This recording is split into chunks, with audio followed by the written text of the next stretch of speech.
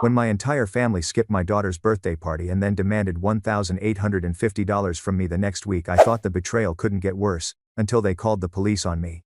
I tie one last pink balloon to the fence post and step back, squinting in the October sunlight. The backyard looks magical, if I do say so myself. 9 little pink plates are set on the picnic table, each with a matching napkin folded into a crown. The bounce house, a $275 splurge that made my credit card wheeze, stands tall and inflated, its princess turrets glinting in the sun like a fairy tale castle. The cake sits proudly on the dessert table, pixel princess themed, straight out of my daughter Mila's favorite video game. 9 candles, all lined up in perfect formation. Perfect. I whisper to no one, even though there's no one around to hear it. I check my watch for the 3rd time in 5 minutes. 11:42 a.m. Mom and my sisters said they'd be here early to help me set up. They said they'd absolutely be on time this time. But like always, that promise has evaporated faster than morning dew. The sliding door squeaks open behind me, and Mila bursts into the yard, spinning in her new birthday dress, purple. Her royal color. The fabric sparkles as she twirls. The kind of joy that should light up the world. Mom, is it time? Is it time? She bounces on her toes, then suddenly freezes. Her bright eyes sweep across the empty backyard. Where's Grandma? And Aunt Savannah? And Aunt Lacey? Are they bringing Tyler? Did they see the bounce house yet? I force cheer into my voice. They're on their way, sweetie. Probably just running a little late. Her smile falters for half a second before she rebuilds it, because that's what kids do, they hope anyway. Okay, I'm gonna watch for them from the front window, she says, and runs back inside. I bite the inside of my cheek until I taste copper. I should have known better than to believe they'd show up on time or at all. The doorbell chimes, and I hear Mila's delighted squeal from inside. My heart jumps maybe this time, but when I round the corner, I see her little face collapse. It's just Aunt Carol standing there, holding a beautifully wrapped gift under her arm. Happy birthday, sweet pea, Carol says, bending to hug her. Mila hugs back but peers over her shoulder, scanning the empty driveway. Is Grandma coming with you? Carol straightens, catches my eyes over Mila's head, and something sharp flickers across her face before she forces a smile. I came by myself today, honey. But look what I brought you. That were great white. Mila takes the gift. It's wrapped so neatly, the bow looks like it took 20 minutes to tie. That's Aunt Carol for you. Thoughtful, meticulous, quietly reliable. Thank you, Mila says softly. Can I put this with the other presents, Mom? Of course, baby. The party's out back. As she disappears into the kitchen, Carol closes the door behind her and lowers her voice. Eleanor and the girls aren't coming, are they? Before I can answer, my phone buzzes in my pocket. I already know what I'll see. A text from Mom. Don't be dramatic. It's just a kid's party. We'll make it up to her at Christmas. Just a kid's party. Just my kid's party. I feel my jaw tighten. That's your answer, huh? Carol says gently. I nod, wordless. The doorbell rings again, and this time it's the parade of classmates arriving, bright dresses, gift bags, laughter spilling into the house. My neighbor drops by with extra folding chairs and juice boxes. Mrs. Wilson from 2 doors down brings finger sandwiches and a kind smile. For the next hour, I move through the motions like I'm underwater, snapping pictures, cutting cake, refilling bowls of chips. Mila's laughter rings out from the bounce house. But every few minutes she glances toward the gate, eyes lighting up whenever it opens, only to dim again when it's just another classmate instead of her grandmother. Mom, she tugs my shirt mid-snack refill. When are Grandma and Aunt Savannah and Aunt Lacey coming? I'm not sure, sweetie, I say, brushing her hair back. But look at all your friends who came. Isn't that special? She nods. But I see it, that tiny slump in her shoulders. That quiet acceptance kids should never have to learn. This isn't the first time my family has let her down, and she already knows it won't be the last. My mind flashes to last Christmas, $840 charged on my credit card for presents I couldn't afford. Because family matters, right? 3 months ago, I covered Savannah's salon rent, $1,650 that vanished into the void of, I'll pay you back next month. Chechers. They always say, Maya can handle it. She's good with numbers. As if being good with numbers means you're good for endless handouts. Ever since Dad walked out when I was 20, Mom has treated me like an ATM with legs. You're the head of this family now, she told me the morning after he left, like his absence had promoted me to household provider. My phone buzzes again. Savannah's latest Instagram post. A photo of her, Mom, Lacey and Tyler all clinking mimosa glasses at a fancy downtown brunch spot. The caption, family first. I stare at it for a long time. Family first, huh? Mom, Mila calls, waving from the table. We're ready for presents. I shove my phone into my pocket, plaster on a smile, and join them. She opens each gift with that same sparkly delight, thanking every friend sincerely. But when the last box is unwrapped, she looks up at me and whispers, "Did Grandma forget my birthday?" The question slices right through me. Before I can answer, Aunt Carol steps in. "Your grandma just has a bad memory sometimes," she says, giving Mila a wink. "That just means you might get a surprise later." Mila brightens at the idea, and the moment passes for her. Anyway, when the last guest leaves, I load the dishwasher, my tears mixing with the soapy water. Through the window, I see Carol helping Mila draw rainbows on the driveway with sidewalk chalk. My phone buzzes again. Another message from Mom, "Need $350 for a family emergency. Can you transfer it today?" The plate in my hands cracks under my grip. The timestamp reads 3:48 p.m. Right in the middle of the party she couldn't be bothered to attend. Something inside me cracks too. A dam I've been patching for years. A week later, my phone buzzes while I'm making Mila's lunch. Peanut butter sandwich, apple slices, a little heart drawn on her napkin, small things to remind her she's loved. The group chat lights up family chat. I sigh and glance at the screen. "Mom, exciting news. Savannah's Sweet 16 venue confirmed. $1,850 per guest. With Maya covering Grandma's share since she's on fixed income. Details attached." I freeze. Sweet 16? Savannah is 26. Lacey chimes in. "It's a second chance at Sweet 16. Since her real one was at the VFW hall." I open the attached PDF, and my stomach turns. There it is, my LinkedIn headshot, printed under the title, "Platinum Sponsor, Maya Allen." What the? Another text follows. "Maya, you're the accountant. Just handle the deposit. Deadline this weekend." Not a request, a command. "Mom?" Mila's small voice cuts in. She's standing in the doorway, holding a Lego spaceship. "Can you help me?" "In a minute, sweetheart," I say softly. She nods and walks back to her room. I watch her go, those small shoulders, that quiet hope. And I know I can't keep doing this. When her door closes, I sit at the kitchen table and open my banking app. $4,213.47, every penny already earmarked for her braces next month. On the counter sits a stack of medical bills from when she broke her arm 2 years ago. Insurance covered most, but the $1,200 deductible had wiped my savings clean. I'd even sold Grandma Rose's silver ring, the only heirloom I owned, to pay the ER bill. Grandma Rose, the woman who taught me to balance a checkbook at 10. Who would be horrified if she saw how her daughter treats her granddaughter. I open my budget spreadsheet, color-coded, precise to the cent. Rent, $1,025. Utilities, $187.32. Groceries, $420. Car payment, $315.76. After-school care, $240. The margins are razor thin, but I make it work. Our 2-bedroom home may be small, but it's safe. It's ours. I scroll through my Venmo history, each request a tiny wound. $650 for Savannah's emergency, $420 for Mom's patio furniture, $840 for family Christmas gifts. None repaid. Not once. Mom wields guilt like a credit card with no limit. "After all, I sacrificed raising you girls alone," she'll say, conveniently forgetting that her spending habits drove Dad away. Savannah, the youngest at 26, runs a salon that hemorrhages money faster than she can highlight hair. Lacey, 24, drowns in credit card debt from shopping sprees. And Mom, the queen of manipulation, keeps them orbiting around guilt, while I'm expected to foot the bill. The doorbell rings. "I've got it," Mila calls, racing ahead before I can stop her. Aunt Carol stands there again, holding a casserole dish. Her eyes immediately narrow when she sees my face. "What happened?" I hand her my phone silently. She reads the message, lips tightening. "They've got some nerve," she mutters. "After missing her birthday? Had brunch instead," I say flatly. "Posted about it too." Carol shakes her head and squeezes my hand. "You don't have to keep playing their game, Maya." A knock sounds at the back door. Mrs. Wilson, my 71-year-old neighbor, waving through the glass. "Brought you some banana bread," she says. Then pauses, reading the tension in the room. "Bad timing? Family drama," Carol explains. Mrs. Wilson nods knowingly. She's seen enough of it over the years. "Your coworker James called," she adds. "Said to tell you he can cover your shift tomorrow if you need it. There bregno si which acted dees. There in gadov risnodev risnudes." James, one of the few people who ever actually returns a favor. "Mama." Mila's voice breaks the silence. She's holding a drawing. 2 stick figures holding hands, her and me labeled "My Family." My throat tightens. Of course, baby.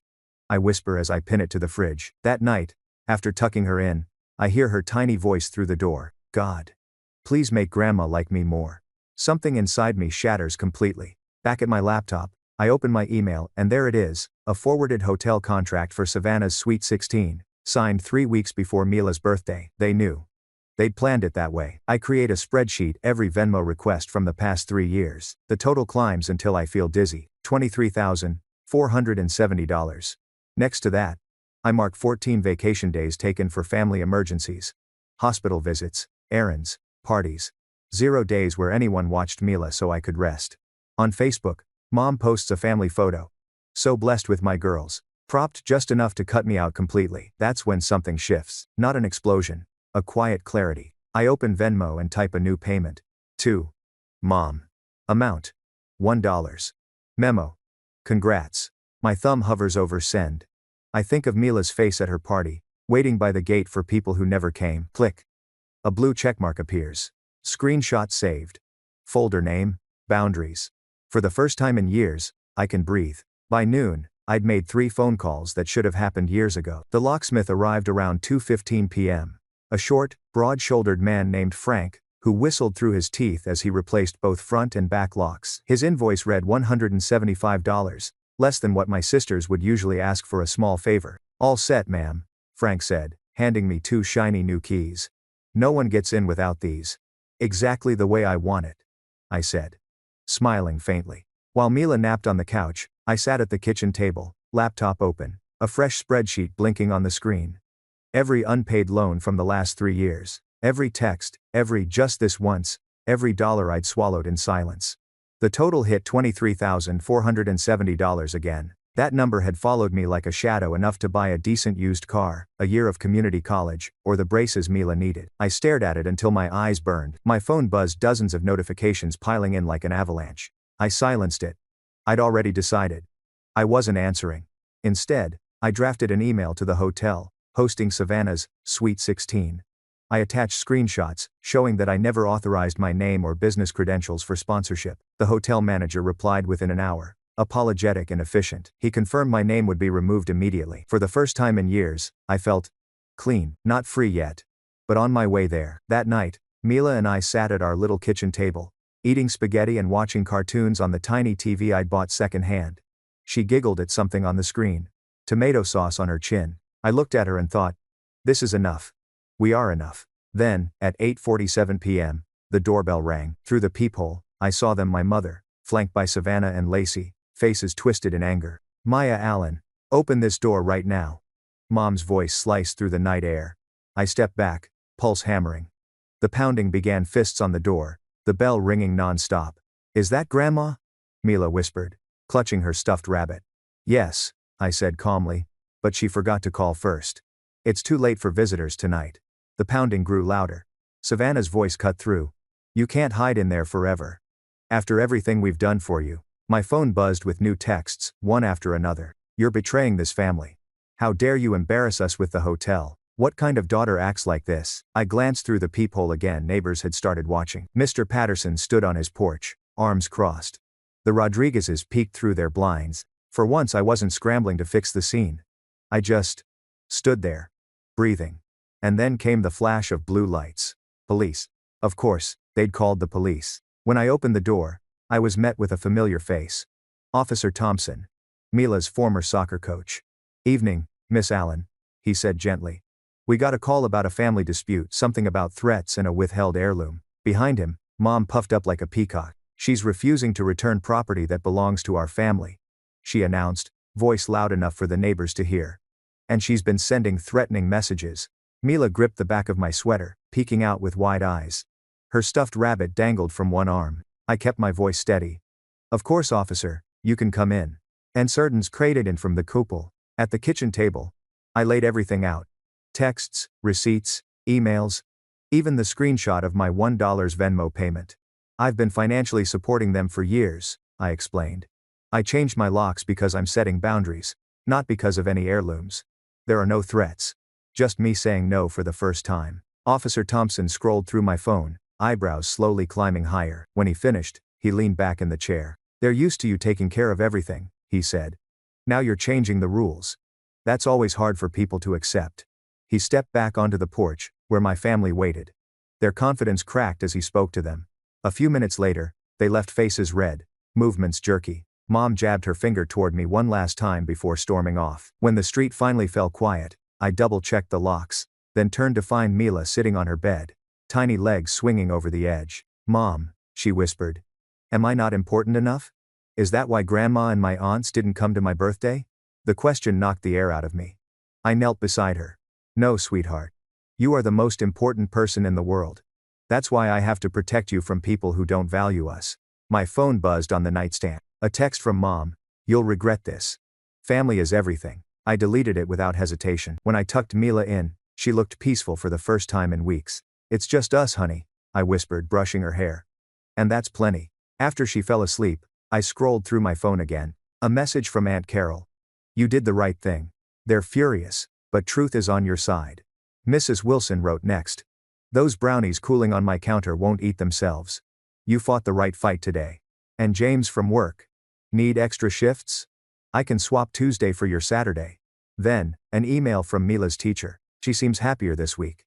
Everything okay at home?" I put my phone down and exhaled deeply. The house felt lighter, as if the walls had been holding their breath too. I realized something that night. While I'd been trying so hard to build a family, a community had quietly been building around us. One casserole, one kind neighbor at a time. Tomorrow would bring new challenges. But tonight, for the first time in years, I fell asleep without that crushing weight on my chest. The next morning, my phone buzzed at 6:30 a.m., jolting me awake before my alarm. I blinked at the screen. "Savannah Allen mentioned you in a post." My stomach dropped. Her Facebook post was long, a full paragraph of venom wrapped in self-pity. When toxic people show their true colors, you find out who really values family. Some folks pretend to care until they're asked to contribute. Then suddenly, they're too good for the rest of us. Guess money means more than memories to some people. 17 comments already. Each one a dagger. "So sorry, sweetie. Blood isn't always thicker than water. You're better off without negative energy in your life. Stay strong, queen." Not one person asked for my side of the story. Not one. Mila peeked in through the bedroom door. Her hair messy from sleep. "Mom? Are you okay?" I locked my phone and smiled. "Just checking emails, sweetie." She nodded and padded back to her room. When her door closed, I opened Facebook again. My finger hovered over the comment box. I could have posted screenshots, receipts, explanations, timelines, proof of years of manipulation. Instead, I typed 5 words. "I wish you all well." Then I logged off. Permanently. The kitchen felt different that morning. Lighter somehow. I poured cereal for Mila, made coffee, checked her backpack for homework. The little routines that suddenly felt revolutionary. While rinsing dishes, my phone rang. A number I didn't recognize, but with a familiar area code. I almost ignored it, but something told me to pick up. "Maya," said a deep, gravelly voice. "It's your Uncle Robert." I froze. My dad's brother. A man I hadn't spoken to since I was 18. "Uncle Robert?" Wow. It's been. "I know," he interrupted, with a tired chuckle. "Your mother called me. Tried to recruit allies. I figured I should hear your side first." I didn't know what to say. He sighed. "You're not the first person she's done this to, kiddo. Why do you think your father left?" My breath caught.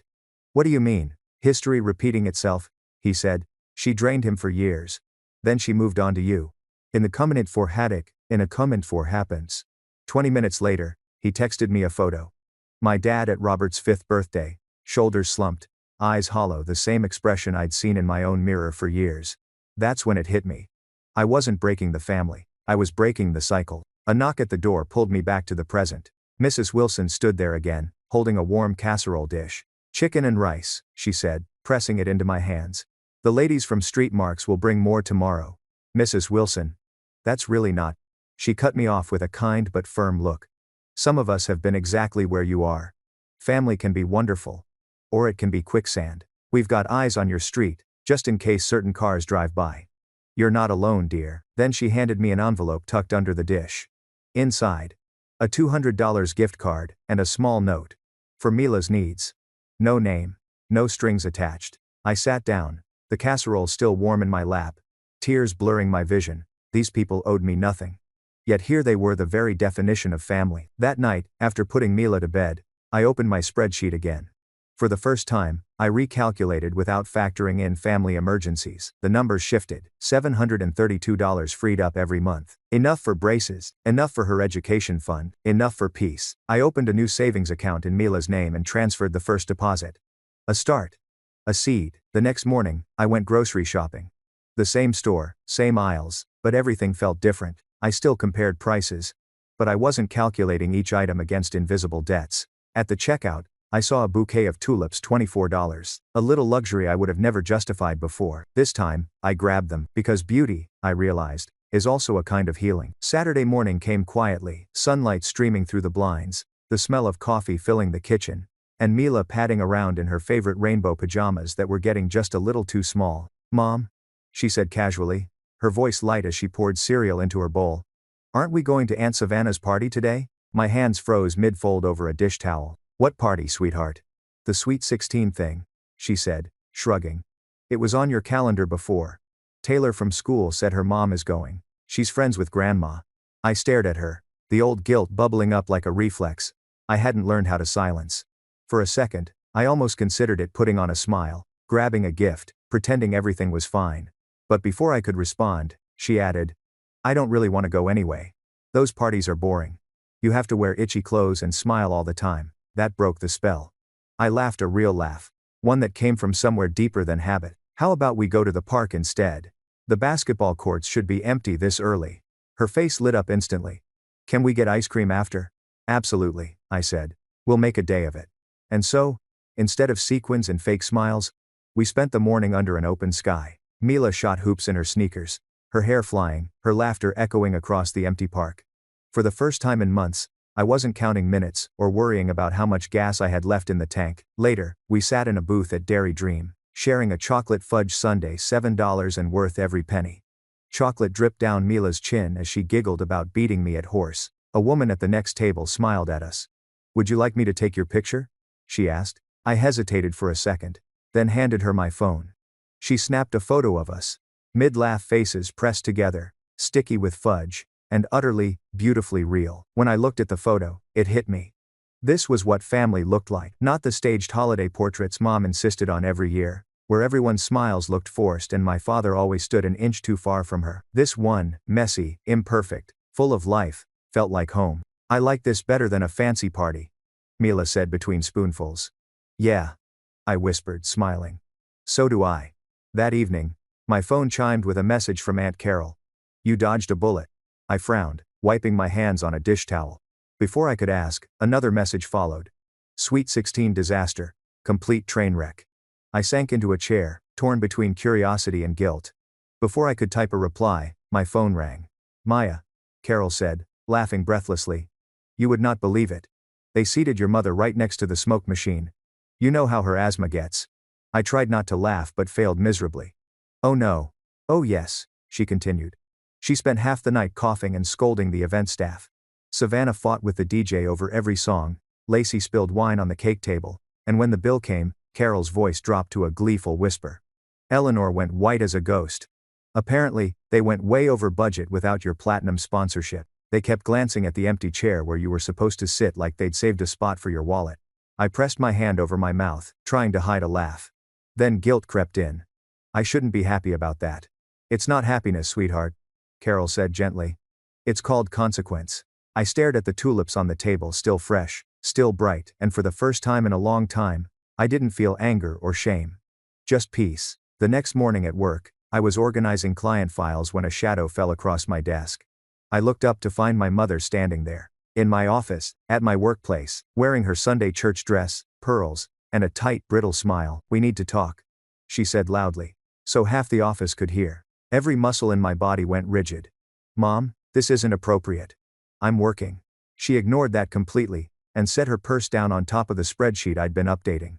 "Family comes first," she said. I took a deep breath and gestured toward the break room. 10 minutes, I said quietly. Inside, she launched into a speech that sounded rehearsed, full of quotes about forgiveness, grace, and duty. "Pastor Wallace called me," she said, adjusting her pearls. "He's concerned about the division in our family. He says reconciliation is God's way. Thank you for watching. From Werklangen the next for Maun. And Metz the knot of the raid." I stirred my coffee, saying nothing. Did you tell him why we're divided? I finally asked. She waved her hand dismissively. Details don't matter when family is involved, but they did. They mattered a lot. That evening, an envelope was waiting in my mailbox. No return address. Inside, a handwritten note. Children need their grandmother. Think about what you're doing to Mila. The next day, Savannah's husband called. Just give them what they want, Maya. Peace is worth the money. It might work in Subprast. Then came the invitation, thick cream cardstock, gold lettering. A handwritten note at the bottom. Water under the bridge if you contribute $750 for the Thanksgiving venue. I placed it on the counter beside Mila's latest school photo, her smile brighter, freer than I'd seen it in years. When I tucked her into bed that night, I sat at the kitchen table afterward, an old family photo in my hands. Christmas, 7 years ago. Dad's still with us. Everyone smiling. But I remembered the argument that had erupted 10 minutes after the photo was taken. When Dad questioned the credit card bill, my phone buzzed beside me. Mom's name glowed on the screen. One tap would reconnect us. One phone call could make everything go back to normal. But normal meant more guilt, more debt, more disappointment. And I'd promised Mila something better. I opened my drawer, tucked the old family photo away, and replaced it with Mila's school picture. The girl with the confident smile, who deserved more than cycles of manipulation and pain. The next morning, I started something new, a letter. Not an emotional plea, not an argument, a record, a factual history of every loan, every missed event, every broken promise. Dates, amounts, screenshots, receipts. At the end, I added a new section titled, Terms for Future Contact. Clear. Simple. Boundaries, stated like a business agreement. Any communication must remain respectful. No financial requests of any kind. All future contact will depend on mutual respect and accountability. The last sentence took me 3 tries to get right. This isn't about money. It's about respect. I printed 4 copies. One for Mom, one for each sister, and one for Pastor Wallace, since apparently, he'd been recruited into this drama. I signed each one carefully, slid them into envelopes, and sent them certified mail. When I dropped them into the post office slot, my hands shook, but not from fear, from relief. 2 days later, a small envelope arrived addressed to Mila. The handwriting was clumsy, block letters. Inside was a handmade card, covered in glitter and stickers. Sorry I couldn't come. Happy 9th birthday. 3 $1 bills fluttered out, with a note, for ice cream. I'm saving up for a bike, but I wanted you to have this. Mila's face lit up like sunrise. Mom, can we get ice cream tomorrow? Of course we can. She placed the card carefully on the fridge, adjusting it 3 times until it was perfectly straight. This is the best card ever, she declared. And she was right. $3 from a child who had almost nothing worth more than all the empty promises my family had ever made. That evening, the phone rang. Grandma's number. I almost didn't answer, but I did on the final ring. Maya. Her voice crackled through the line. You need to fix things. Your mother and sisters are fighting constantly since your letter arrived. About what? I asked. What else? Money. Your mother says Savannah pushed too hard with that sweet 16. Savannah says Lacey promised you'd cover more than your share. They're all blaming each other for driving you away. I closed my eyes, pinching the bridge of my nose. For a moment, the old instinct to fix it surged up to play the mediator, the peacekeeper. But then I looked through Mila's bedroom doorway. She was arranging her stuffed animals for a tea party, humming softly to herself. And I knew. I'm not responsible for fixing adult relationships anymore, I said firmly. But you've always been the sensible one, Grandma insisted. Yes, I said, quietly but clearly.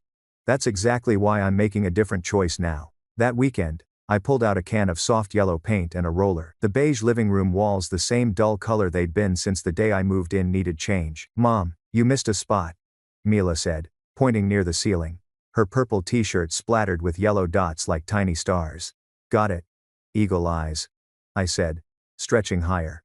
She smiled. It's like sunshine inside. The front door opened, and James poked his head in, carrying a new bookshelf under one arm like it weighed nothing. Special delivery, he said with a grin. Where do you want it? By the window, I said, climbing down the ladder. You didn't have to do this. He shrugged. What else would I do with my weekend? Watch golf? I laughed, and it filled the room. That sound that used to feel foreign now came easily. Later, Mila arranged her books by color, while I stood back and admired the shelves. On the fridge, her crooked handwriting marked the week ahead. Movie night Friday, park day Sunday, no family drama, no emergencies, just peace. Mrs. Wilson called, Mila said suddenly, carefully placing her Harry Potter books in the middle row. She wants to teach me knitting tomorrow. Do you want to go? I asked. She nodded, smiling. She says I have natural talent. Then absolutely, I said, brushing a loose strand of hair from her face and accidentally leaving a smudge of yellow paint on her cheek. She giggled, dabbed her brush on my nose. Now we match. Thanks for watching. They were dental meterwaya.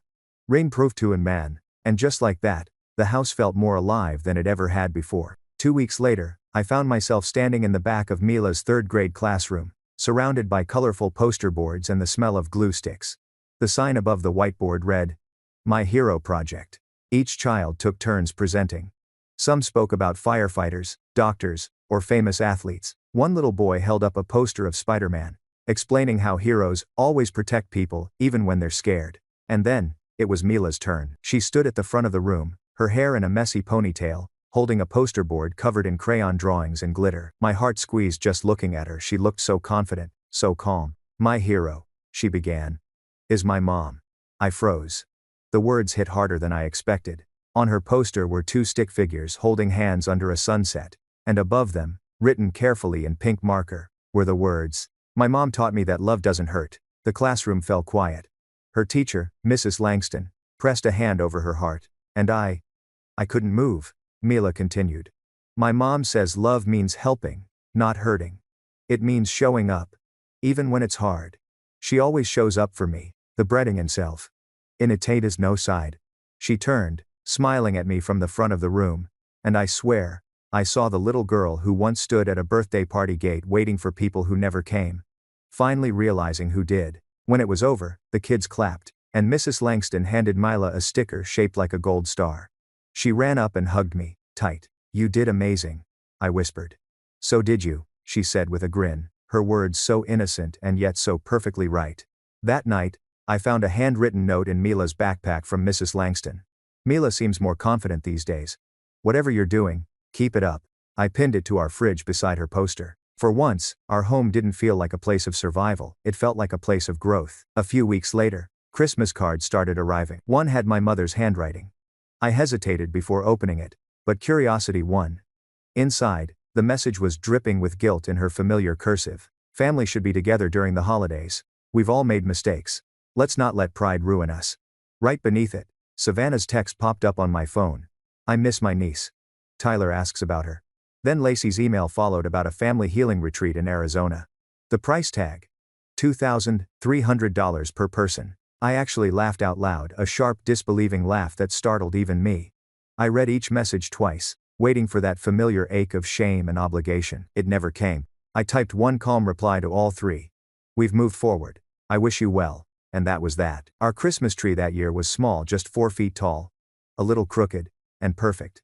Mila and I strung popcorn garlands and hung paper ornaments she made at school. The presents underneath were modest: a new sketchbook, colored pencils, a telescope I found at a garage sale, but they were wrapped with care. Each tag was written in my neatest handwriting.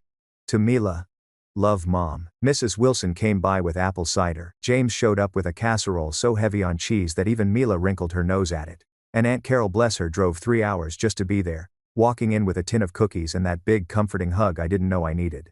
"I brought something else," Carol said, handing me a leather-bound album.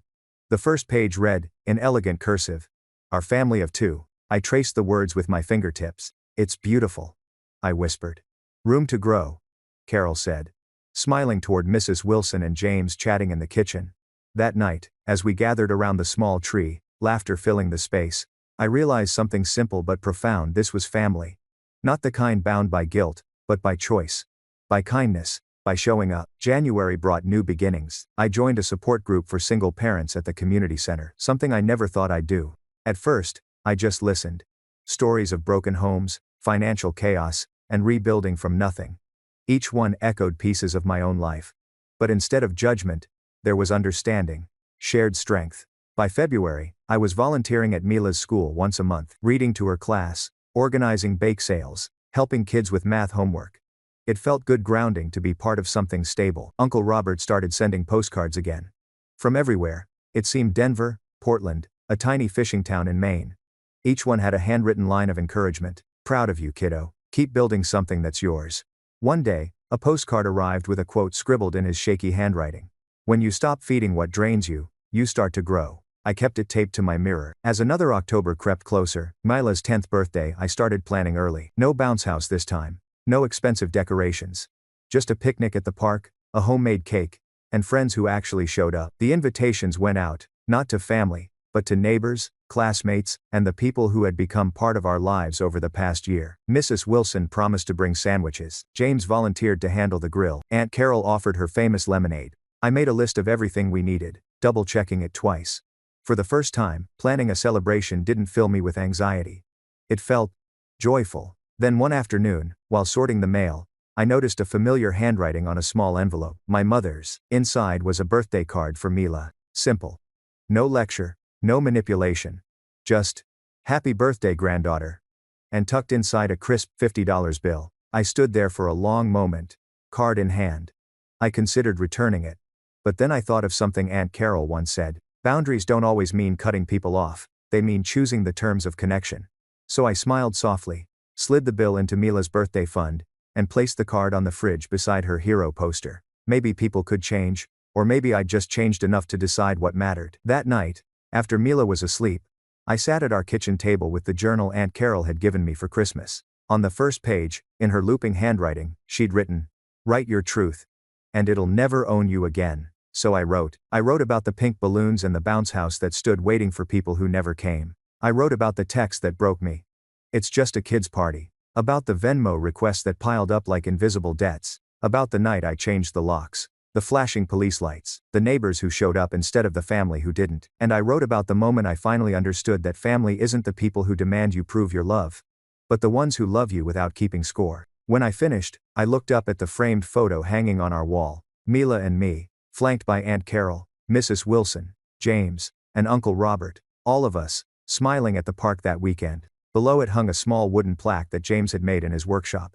It read simply, "Our family." The house was quiet except for the soft rhythm of Mila's breathing in the next room. I closed my journal, turned off the lamp, and whispered to the empty kitchen, "I think we're home." A year passed. Mila turned 10 that fall, and our little two-bedroom home had slowly transformed into a haven not just of walls and furniture, but of calm. We'd filled it with light, laughter, and the kind of quiet you don't realize you've been missing until you finally have it. She was thriving: straight A's, art club, piano lessons. Her smile came easily now. Sometimes I'd catch her humming while brushing her teeth, or leaving sticky notes on the fridge that said, "You're the best, Mom." And every time I'd see those little hearts she drew, something inside me would mend a little more. Then, one gray afternoon in late November, it happened. The letter. I found it wedged between a stack of bills and a coupon flyer. The return address printed in my mother's neat handwriting. It wasn't a Christmas card this time. It was heavier, formal. Cream-colored paper that already made my chest tighten. I sat at the kitchen table and opened it slowly, half expecting a guilt trip, half expecting silence. Inside was an invitation bordered in gold. "You are cordially invited to the Allen family reunion, December 22nd, hosted at the Fairview Country Club." And beneath it, a handwritten note in Mom's familiar cursive. "Let's start fresh, Maya.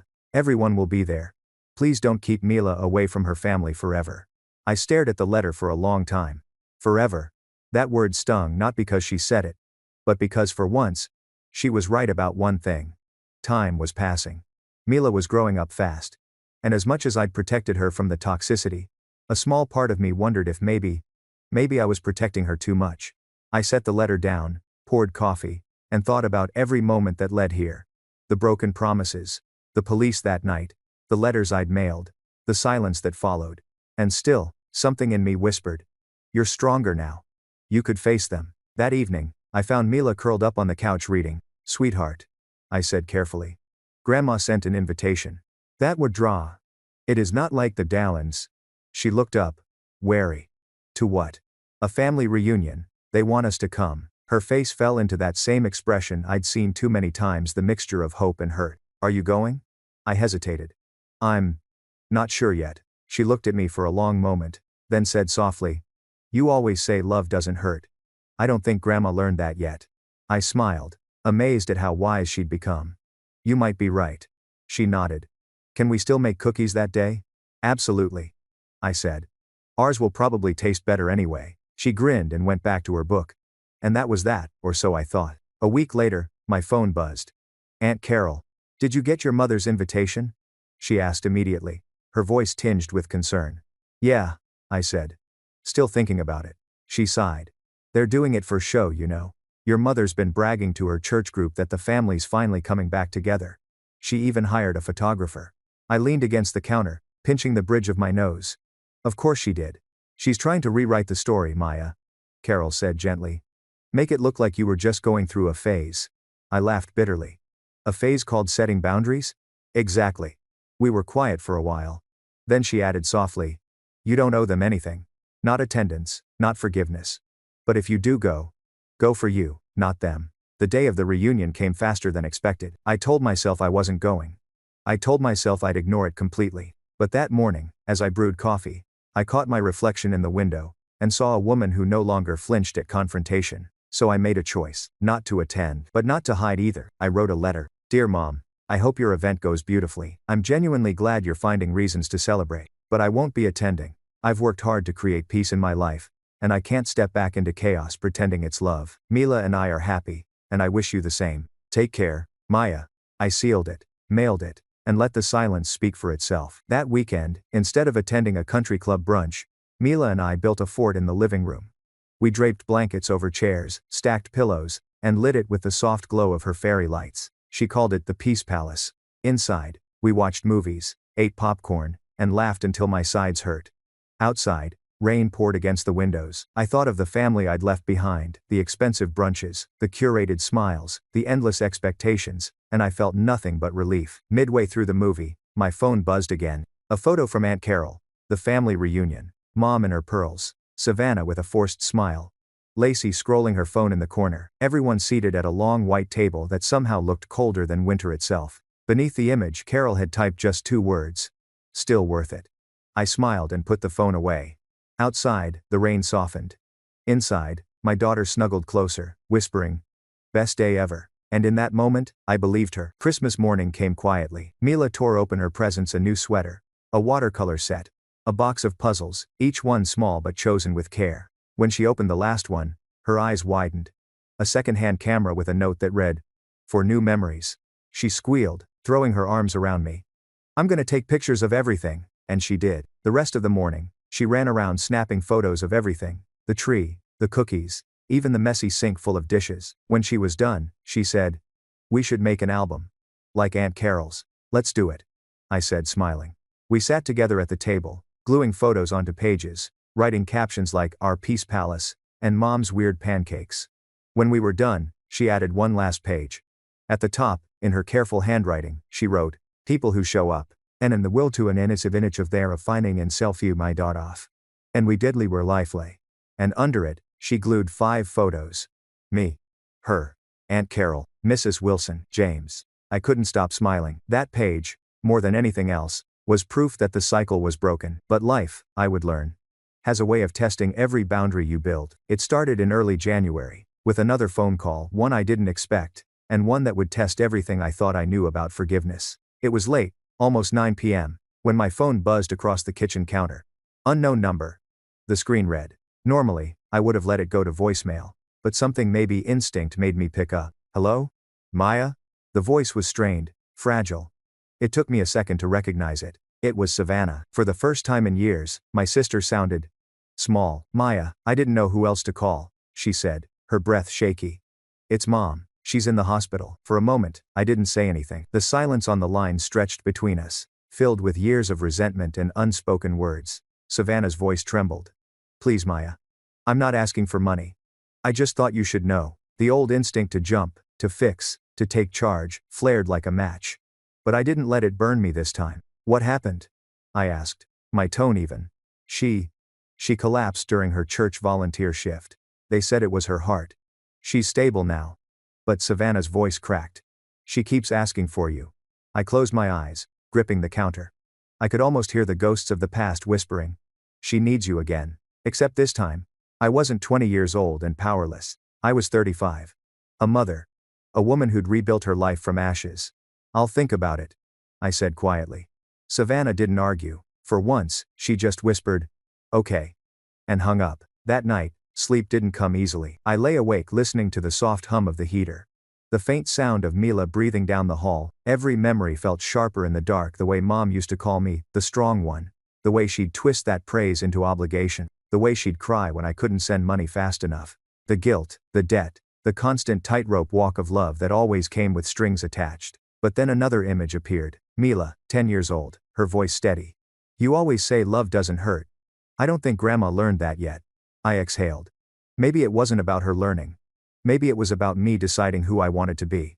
By morning, I knew what I had to do, not for her, for me and for Mila, who was watching how I handled this. When I arrived at St. Catherine's Hospital, the smell of antiseptic and coffee hit me first, sterile, heavy, familiar. At the front desk, the nurse looked up.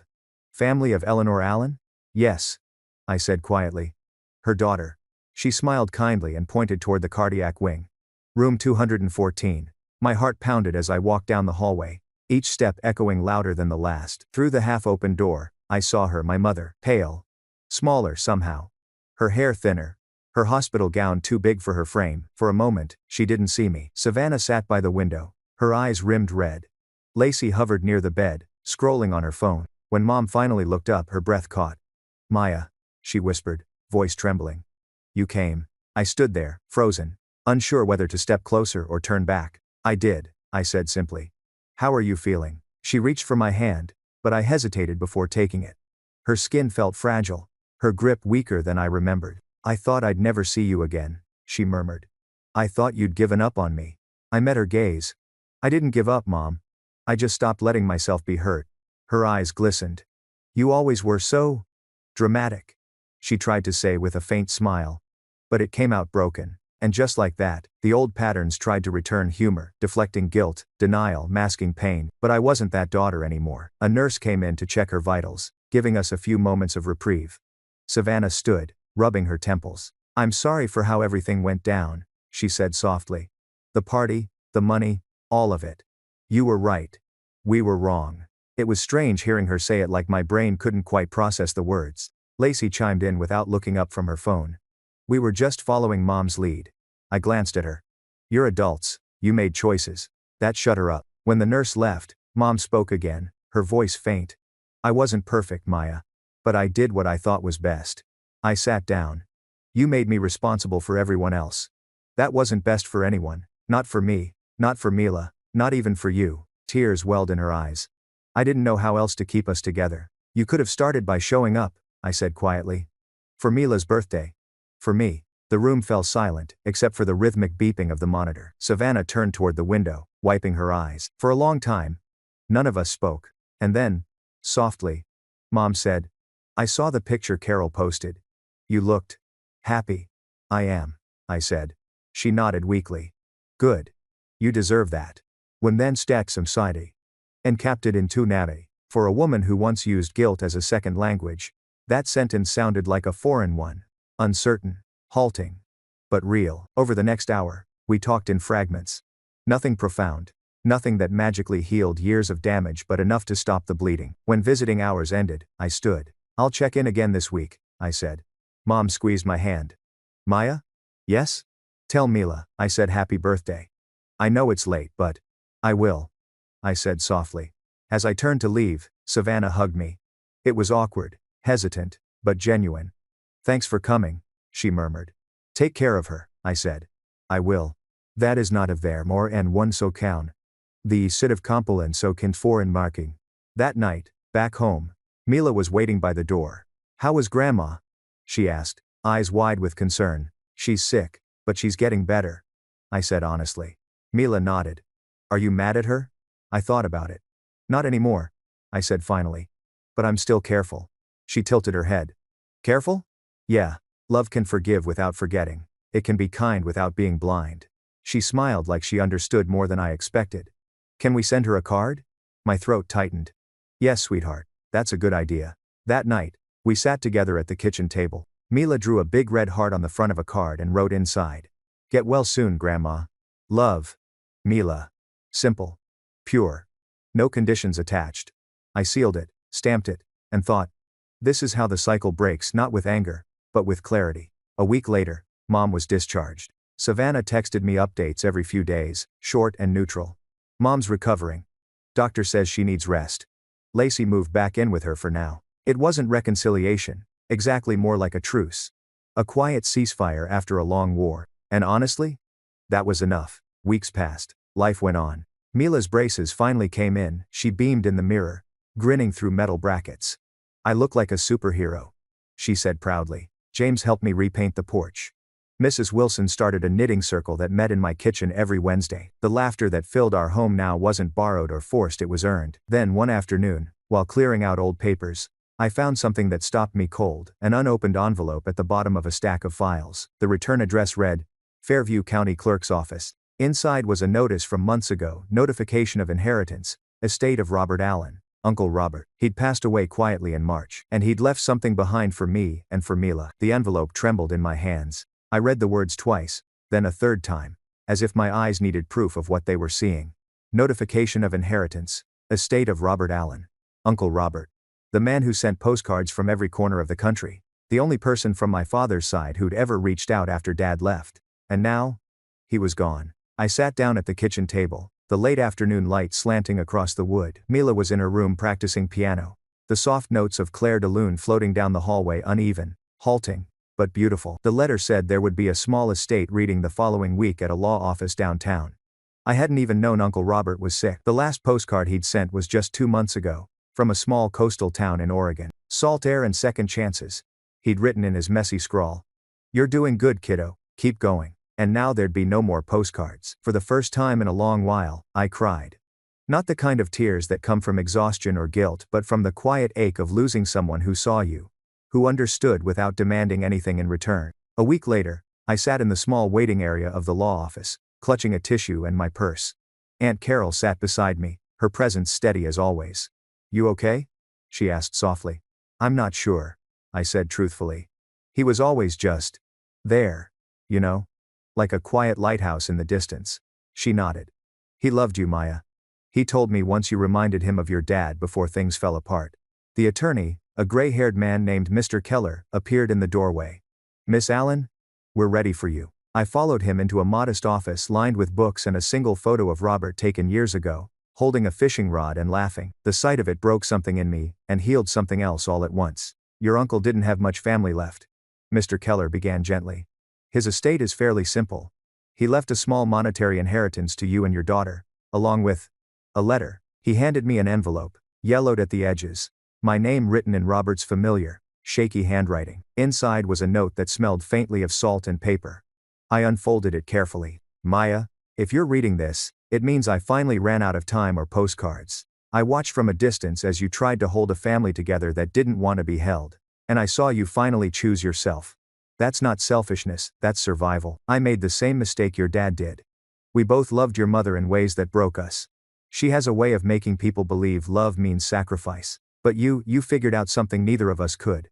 That love without respect isn't love at all. I'm leaving you my cabin on the lake. It's small, needs work, but it's peaceful. Use it for Mila. Teach her that peace is something you build, not something you beg for. And if there's one thing I want you to remember, it's this. You come from good stock, Maya. Don't let the noise convince you otherwise. Take care of that girl, and take care of yourself too, Uncle Robert. P.S. There's an old metal box under the floorboard by the fireplace. You'll know what to do with it." I sat there long after I finished reading, staring at the ink smudges where his hand must have shaken. A cabin on the lake, peace. It sounded like another world. Aunt Carol leaned closer. "He always loved that place," she said softly. "Used to say it was where he went to remember who he was." Mr. Keller cleared his throat. "It's fully in your name now. You can visit any time." I nodded slowly. "I think we will. Inhably to a prosperous wise." The following weekend, Mila and I made the drive 3 hours north, through winding forest roads that looked like something out of a storybook. The closer we got, the quieter everything became. When we finally pulled up, the cabin came into view, small, weathered, but sturdy, nestled between pine trees that seemed to guard it. A dock stretched out toward a still blue lake that shimmered under the afternoon sunday. Mila gasped. "It's like a painting," I smiled. "It's ours." Inside, the cabin smelled like cedar and dust. The furniture was old but clean, the kind that creaks when you sit down but feels honest. We opened the windows, letting in sunlight and fresh air. Mila ran from room to room, discovering everything like buried treasure, a rocking chair by the window, shelves lined with old books, and a wall covered in photos of family fishing trips from decades ago. And then there was the fireplace. I knelt beside it, heart pounding, and pried up a loose floorboard. Sure enough, there was a small metal box inside. Just like Robert had said, the latch was rusty, but it opened easily enough. Inside were letters, dozens of them, each one addressed to my father. I sat there on the dusty floor, reading letter after letter, Robert writing to my dad long after he'd disappeared, trying to convince him to come home, to reconcile, to be there for me. She's growing up fast, brother. Smart as a whip. Reminds me of you when you still believed life could be good. Eleanor keeps blaming Maya for everything. You need to step in before she breaks that girl too. She's 16 now, you should see her. She's strong, but she's lonely. The last letter was dated the year before my father died, unmailed, never opened. I think she's finally learning she can't fix everything. Maybe that's what growing up really means. If you can't come back for you, at least come back for her. Tears blurred the ink. Mila knelt beside me, touching my arm. Mom? I smiled through the tears. Just family history, sweetheart. The kind that hurts and heals at the same time. She leaned her head against my shoulder. Can we keep this place forever? Yes, I whispered. Forever. We stayed the weekend. We made pancakes on the old stove, fished from the dock, and watched the sunset paint the lake gold. That night, sitting by the fire, I thought about Uncle Robert's words. Teach her that peace is something you build. Mila fell asleep curled under a blanket beside me, her hand resting in mine. The fire crackled softly, and I realized how full the silence felt, not lonely, but whole. For the first time in my life, I didn't feel like I was running from something. I was standing still in a place built from love that asked for nothing in return. The next morning, before we left, I found a note tucked into one of Robert's old books. A small scrap of paper, yellowed with time. When you find peace, protect it. When you find love, grow it. When you find home, never apologize for keeping it small. I slipped it into my wallet. When we drove away, the lake shimmered in the rearview mirror like a promise. Over the next few months, I came back to the cabin often. Sometimes with Mila, sometimes alone. It became our sanctuary, a place where we painted, read, and learned how to be still. James built us a new porch railing. Mrs. Wilson planted flowers along the front steps. Aunt Carol brought lemon cake every visit. The cabin became something more than an inheritance. It became the proof that good family, chosen family, grows quietly but holds strong. One evening, sitting on the porch as the sun dipped below the trees, Mila turned to me and asked, Mom, do you think Grandma will ever come here? I thought about it for a long moment. Maybe, I said. If she ever learns that peace doesn't mean control. Mila nodded thoughtfully. We can save her a chair anyway. I smiled, my throat tight. Yes. We'll save her a chair. It was late summer when peace got interrupted. The air smelled of pine and lake water, the kind of scent that made you believe life could stay still forever. I'd just finished fixing a loose shutter when I heard the crunch of tires on gravel. I glanced at the driveway and froze. A gray sedan pulled up beside the cabin. The door opened, and out stepped a woman I hadn't seen in almost a year, my mother. She looked smaller, somehow thinner, older. The fierce precision she always carried had softened into something quieter. Her once perfect curls were streaked with gray, her shoulders slightly hunched as if she'd been carrying invisible weights for too long. She stood there for a moment, clutching a paper bag in her hand, her eyes scanning the porch, the flowers, the rocking chairs. Maya, she said finally, her voice trembling. Mom. I said it carefully. The way you say a word you haven't used in a long time, gently. To see if it still fits. She looked around, awkwardly taking in the cabin. It's beautiful. Your uncle always said this place had magic. I nodded, still cautious. It does. She hesitated. Can I come in? For a moment, my heart raced with every old instinct, to protect, to please, to make space for her chaos. But then I remembered Uncle Robert's letter. When you find peace, protect it. So I took a deep breath and said, yes. But just for a little while. Mila's inside reading. Her eyes softened at the mention of her granddaughter. Inside, the cabin felt suddenly smaller. Mom looked around, touching the edge of the mantel, the worn fabric of the couch, the framed photo of Mila and me by the lake. She's grown so much, she whispered. She looks happy. She is. I said simply. Mom sat down on the couch, the paper bag crinkling in her lap. I brought some things of Robert's. The lawyer gave them to me by mistake. She pulled out a small wooden box, faded and carved with initials, J.A., for James Allen. My father. My breath caught. Dad's? She nodded. Robert must have kept it after he passed. I took the box carefully. Inside was a faded Polaroid of my father holding me as a baby, smiling, something I'd never seen before. Underneath it was a fishing lure, a tarnished silver watch, and a folded piece of paper. I opened it. If you ever wonder whether I loved you, stop wondering. I was just too broken to stay. My throat tightened. For a moment, everything around me blurred. Mom looked down, wringing her hands. He left that before he went, she said quietly. I never showed you. I thought it would only make things harder. It would have made things honest, I said softly. She nodded slowly. I know. We sat in silence for a long time, two women bound by history, separated by choices. Finally, Mom spoke.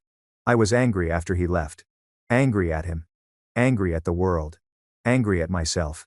And you? You were the only one still there to control. I looked up sharply. She met my eyes. I told myself I was protecting you. But really I was trying to keep from falling apart. Her words hung in the air, fragile and trembling. For years, I dreamed of hearing her take responsibility. I imagined it would feel like victory, like reclaiming something stolen, but it didn't. It just felt sad. I know I can't fix it, she said quietly. But I want to know her. Mila. Before it's too late. The words, too late, hit differently now that I'd seen her in that hospital bed. I crossed my arms, thinking, Mom, if I let you in her life, it's not going to look like before. No manipulation. No guilt trips. If you hurt her even once, it's over. She nodded, tears gathering in her eyes. I understand. I mean it, I said. I know, she whispered. And I'm sorry. The air between us shifted, not warm, not forgiving yet, but open. Like a window cracked just enough for fresh air to slip through. That evening, when Mila returned from the lake, she spotted the visitor immediately. Her steps slowed. Grandma? Mom froze, clearly unsure of what to say. Then, to my surprise, she knelt down to Mila's level. Hi, sweetheart, she said softly. I was hoping I could finally see your lake. Ves reshortes which is a lot of 10 night. We have another 5, which you have many 5. Mila studied her for a long moment, that cautious curiosity children have when they sense adults are complicated. Then she smiled shyly. It's right out back. There's a duck family now. Wanna see? Mom's eyes filled with tears. I'd love to. I stood at the doorway, watching them walk toward the water. The sunset cast gold across the lake, and their reflections rippled together in the water. It didn't look like reconciliation. Not yet. But it looked like possibility. Later that night, after Mom left, I sat on the porch with Mila.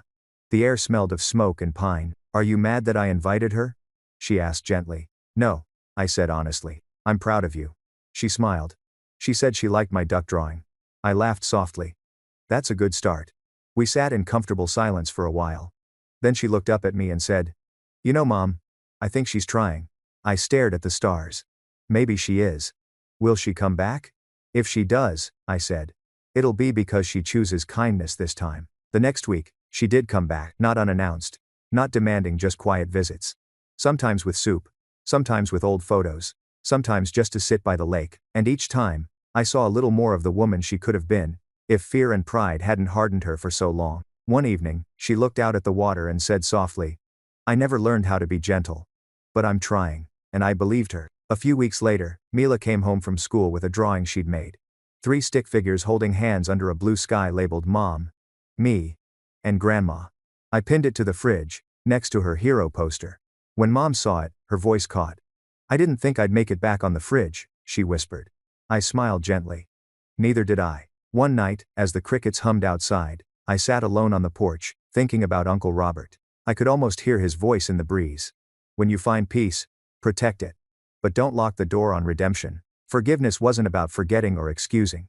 It was about deciding who you refused to become. And I wasn't going to let bitterness raise my daughter. That fall, we invited Mom to stay for Thanksgiving. She arrived early, nervous but smiling.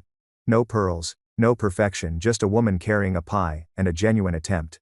As we sat around the table, laughter echoing through the cabin, I realized something quietly profound. Healing doesn't always come as a grand apology or cinematic reunion. Sometimes it's just people sitting in the same room again, not to fix the past, but to build a gentler future. That night, after everyone went to bed, I stood on the porch once more, the moonlight rippling across the lake. Uncle Robert's words echoed in my mind. Peace wasn't a gift, it was a discipline, a decision I'd have to keep making every day. And tonight, I chose it again. It started as a whisper, the kind of wind that makes the trees sway but doesn't yet bend them. The lake shimmered under a gray sky, and for the first time since spring, I felt the air change. Storms come fast out here. You can smell them before you see them, that wet, electric scent that clings to the air like a warning. I stood on the porch, mug in hand, watching clouds roll over the treetops. Inside, Mom and Mila were working on a puzzle at the kitchen table, the sound of soft laughter drifting through the open door. It struck me how normal it all felt. How quiet. Peace had been our rarest luxury once. Now it had become our everyday rhythm. And yet, as thunder rumbled far off, I felt something stir in my chest, not fear. Exactly. More like memory. Because storms, for most of my life, never just meant weather. They meant tension. They meant shouting behind closed doors. They meant something breaking, either inside the house or inside me. But this one would be different. By mid-afternoon, the wind had picked up. Rain came in sheets, slapping against the windows. The lake turned dark, choppy, restless. Power's probably going to go out, I said, checking the old fuse box. Mila, who'd grown up enough to love the thrill of storms, grinned. Can we light candles? Already ahead of you, Mom said, holding up a few she'd found in the kitchen drawer. It was still strange sometimes seeing my mother here, unguarded, hair tied back, wearing a sweatshirt instead of pearls. She had changed in small, almost imperceptible ways. Listening more, apologizing faster, asking for nothing. When the lights flickered and went out completely, Mila clapped her hands. Adventure time. We lit the candles, the soft golden light dancing on the cabin walls. Mom smiled faintly. This reminds me of when you were little, Maya. You used to hide under the table during storms. You said the thunder made your heart shake. I laughed quietly. It still does sometimes. She looked at me, her eyes warm.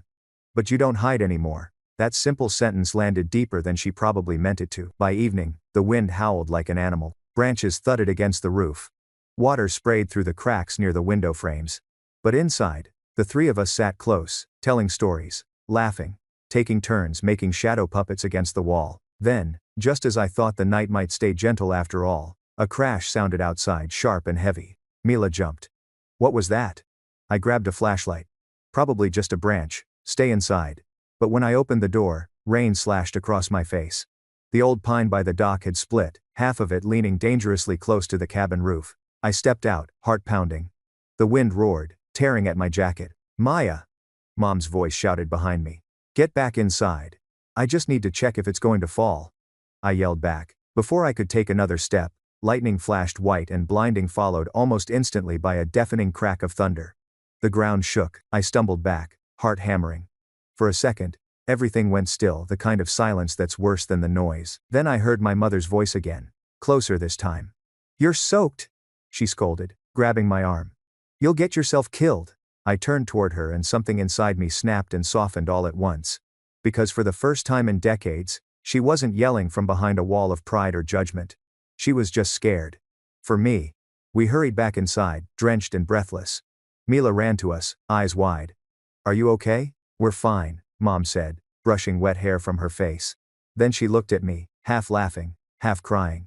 You really are your father's daughter, always running toward the storm. I laughed softly. Maybe. But I came back. Her expression shifted, proud and sad all at once. Yes. You did. The storm raged on through the night. When the thunder rolled again, Mila crawled into my lap under a blanket. My mother sat across from us, the candlelight flickering over her face. For a long time, none of us spoke. The only sounds were wind, rain, and breath. Then, Mom said something I never thought I'd hear. I was wrong to make you believe strength meant silence. I looked at her. Startled. You were always the strong one, she continued. But I twisted that into duty. You didn't owe us your peace. My chest tightened. Mom? She shook her head gently. Let me say it. You were right to walk away. I hated you for it, but you were right. The words hung there like light in the dark, fragile, but real. I didn't need you to say that, I said quietly. But I needed to hear it. She smiled faintly. I know. By morning, the storm had passed. The lake was still again, sunlight breaking through clouds, steam rising off the wet earth. The fallen pine had missed the roof by inches. The air smelled like renewal, damp, sweet, forgiving. Mila ran down to the dock barefoot, laughing as the water lapped at her feet. Mom followed slowly, her hand brushing the wildflowers that lined the path. When I joined them, she looked out over the lake and said softly, Your uncle would have loved this morning. Yeah, I said, he would have. She took a deep breath. Maya. Thank you for letting me come back. And there nothing self inside. In a reddit and be stet the reg. And they also seized to one problems. I looked at her, really looked, and saw not the woman who'd demanded, guilted, and drained, but one who was finally learning how to simply be. You're welcome, I said. But it's not about coming back. It's about showing up. She nodded, smiling through tears. Then I'll keep showing up. Mila looked up at both of us, grinning. Can we have pancakes now? Mom laughed. Yes, chef's orders. That afternoon, we made pancakes in the cabin kitchen, the windows open wide to the lake breeze. Mom flipped them clumsily, scattering flour everywhere while Mila giggled uncontrollably. When we sat down to eat, I realized something quietly beautiful. For the first time, our laughter didn't sound like pretending. It sounded like peace finding its rhythm again. Later, after they both napped, I stood on the porch. The journal Aunt Carol had given me open in my hands. I flipped through pages filled with my handwriting, anger, heartbreak, clarity, forgiveness. On a blank page I wrote one final entry. The storm came, but the house held. Not because it was perfect but because we learned how to stand together this time. Then I closed the book and let the breeze turn the pages back on its own. That evening, we watched the sunset burn gold over the lake. Mila leaned against me, sleepy-eyed, while Mom hummed softly, a tune I remembered from childhood lullabies. It hit me then that life had given me the same test twice. Once to see if I'd protect everyone else, and once to see if I'd protect myself. This time, I passed. The next morning, Mom packed her bags to head home. She hugged Mila long and tight, promising to visit again. When she turned to me, her voice was barely above a whisper. "I don't expect everything to be okay," she said.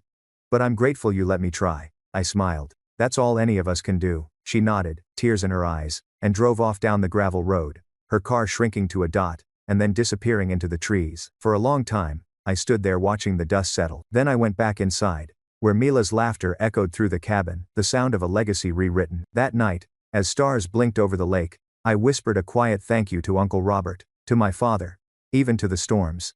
Because they'd all led here, to this calm, to this peace that no one gave me. I built it myself. A full year passed after that storm. The seasons turned softly, without chaos or collapse. The cabin by the lake became more than a refuge.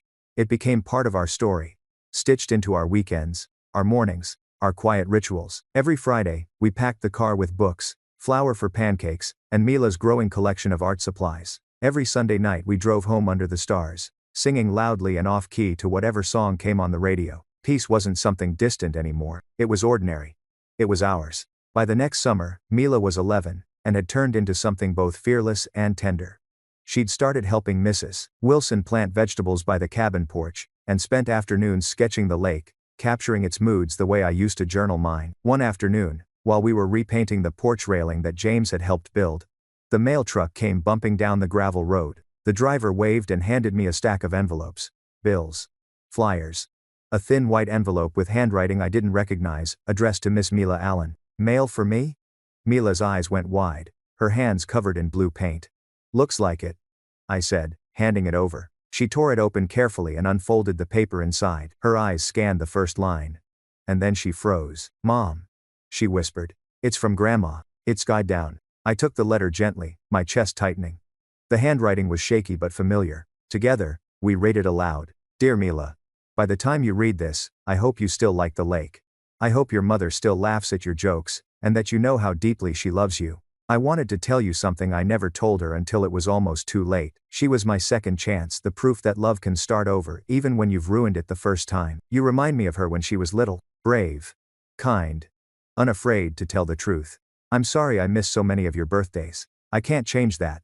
But I can tell you this. Family isn't about being perfect. It's about trying again even when it scares you. Be patient with people who are learning.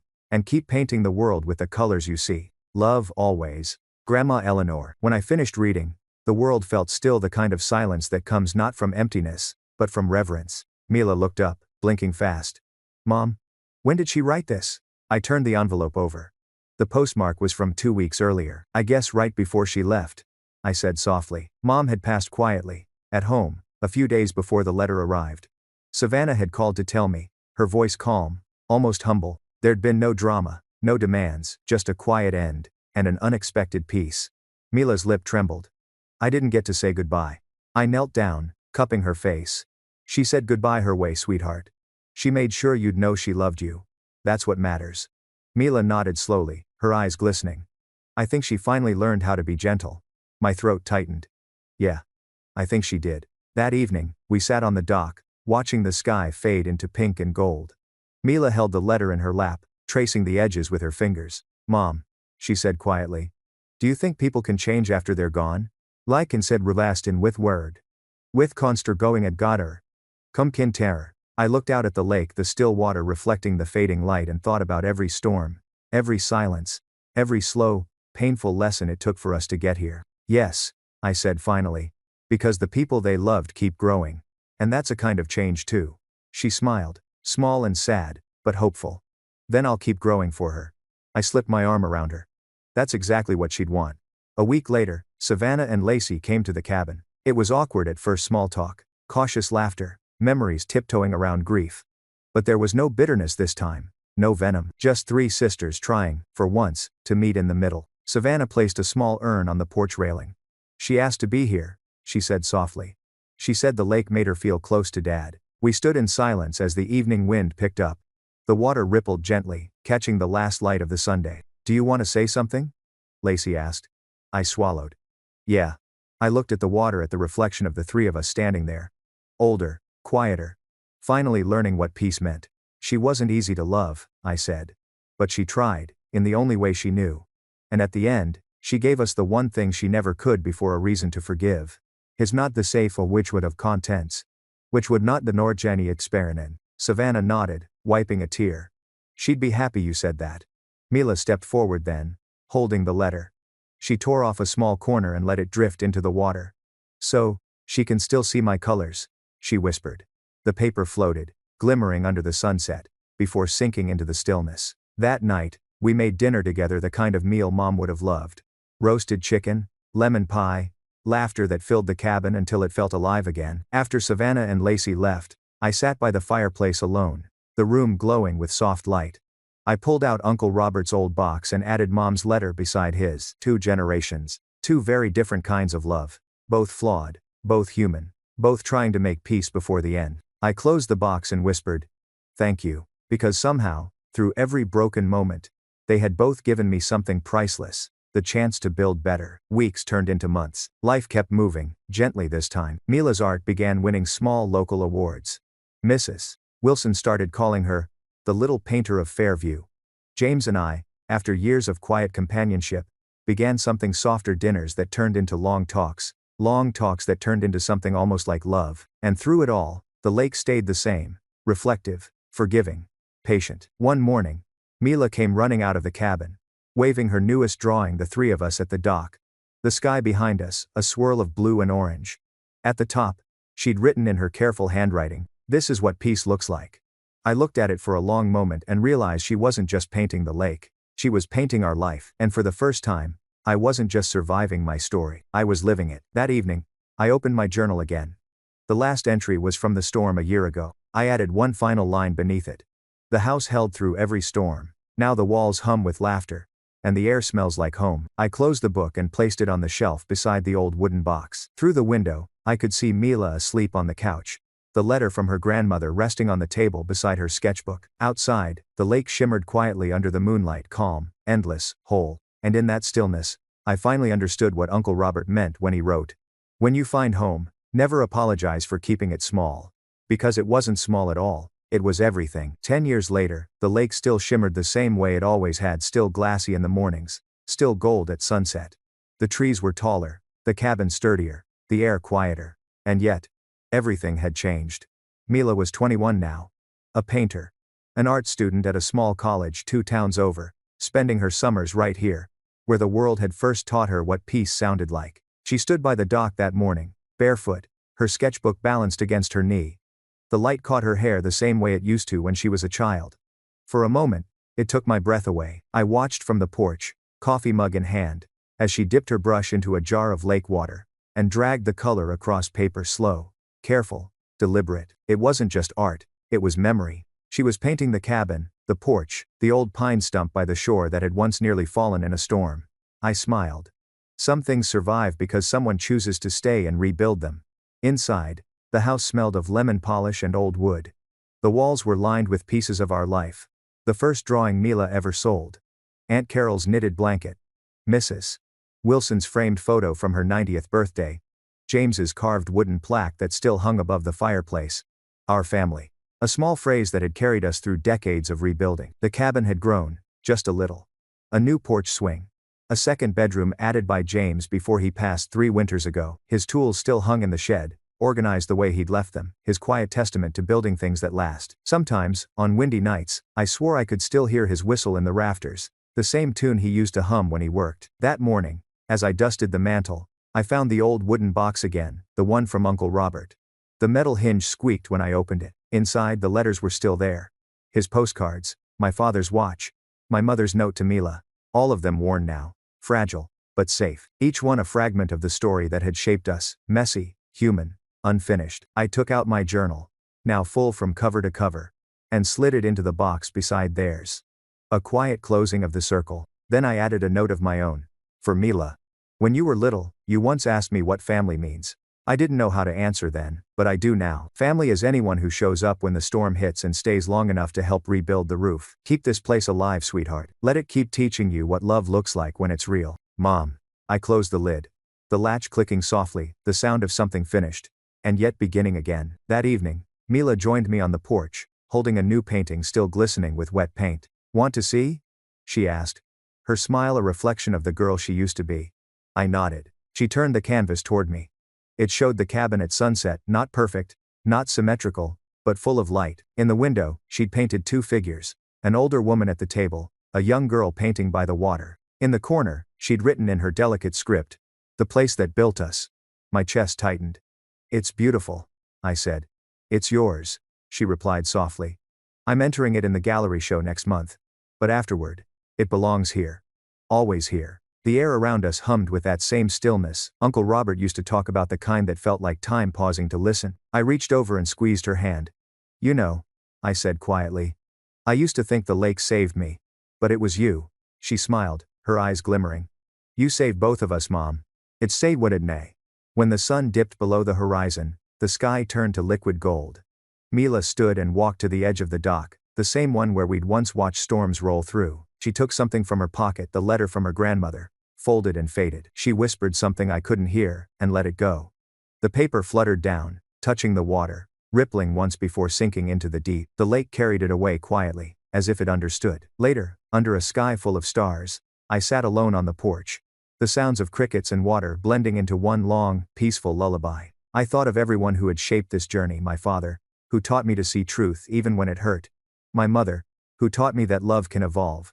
My uncle, who left me the gift of quiet. And James, who taught me how to build a home without needing to own everything in it. Every single one of them had left something behind, not money, not perfection, but wisdom. And in their absence, that wisdom had become legacy. Years ago, I wrote that peace was something you build. But now, sitting there under the starlight, I understood something deeper. Peace isn't a destination. It's a rhythm made of laughter, forgiveness, the sound of a daughter's voice calling from the water.